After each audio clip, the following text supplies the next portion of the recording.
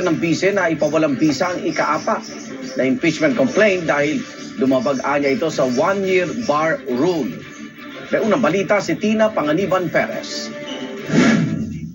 Pinabalangkas na ng Kamara ang sagot nito sa mga katanungan ng Korte Suprema kaugnay sa petisyon ni Vice President Sara Duterte na humaharang sa impeachment complaint laban sa kanya. Kabilang sa tanong ng Korte Suprema kung ano ang nangyari sa unang 3 impeachment complaint na inihain laban kay Duterte. Matatanda ang magkakasunod na inihain ng 3 impeachment complaint na hindi na gumalaw hanggang sa umarangkadang ika-4 na impeachment complaint noong February 2025.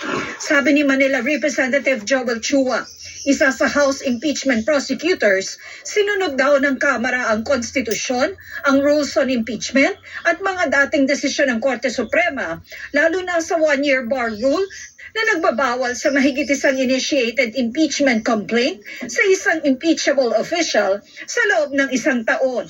Ang tinutukoy na jurisprudence ni Chua ay ang desisyon ng Korte Suprema sa 2 kasong kumwestiyon sa impeachment complaint laban kina Chief Justice Hilario Davide at Ombudsman Merceditas Gutierrez. Dito inilatag ng Korte Suprema kung ano ang ibig sabihin ng pag-initiate ng isang impeachment complaint na siyang basehan ng one-year bar rule. Una, ng filing ng verified complaint at pag-refer sa House Justice Committee for action. No? Ito po yung supposedly dapat nangyari sa unang 3 na mga impeachment complaints. Pero hindi po ito nangyari. There was no referral to the House Committee on Justice.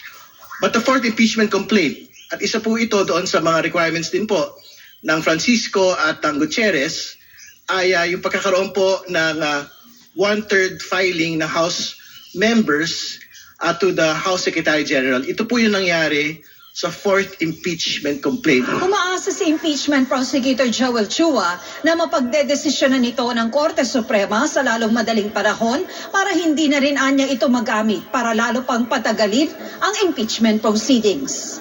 Wala pong dahilan para antayin ng Senado kung ano po magiging desisyon ng Korte Suprema dahil wala naman pong TRO na nilalabas.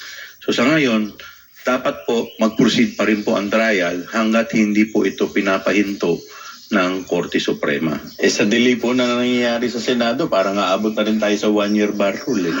Pero paano kung pumanig ang Korte Suprema sa bise? Well, of course, kung may TRO, di siyempre susunod ang impeachment court. But of course, we will do all legal remedies para ito ay ma-lift. At alam naman po natin na lagi na itong ginagawa naman po natin ay nasa tama.